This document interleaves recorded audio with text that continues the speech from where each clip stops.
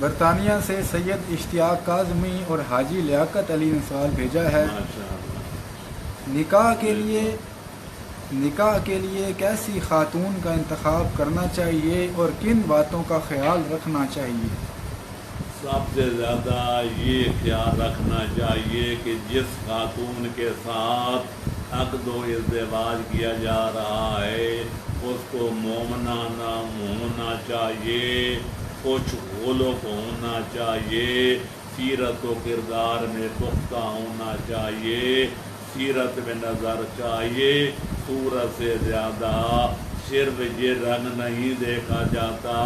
روپ نہیں دیکھا جاتا، شکل و صورت پر نہیں دیکھی جاتی، بلکہ ان کے ساتھ کردار کا دیکھنا لازمی ہے، رفتار کا دیکھنا لازمی ہے، اور سیرت و کردار اور اخلاق و اعتبار کا دیکھنا بھی ضروری ہے۔ اس لیے پیغمبر اسلام صلی اللہ علیہ وآلہ وسلم کا مشہور فرمان ہے کہ اروڑی کی سبزی سے دامن کو بچاؤ۔ لوگوں نے عرض کیا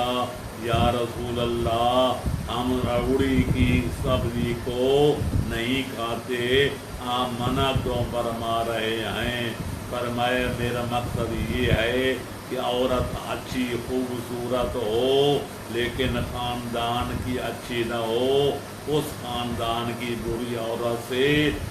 شکل و صورت میں دوسری عورت سے بڑھ کر بھی ہو، اس سے عقد و نکاح نہیں کرنا چاہیے۔ برطانیہ سے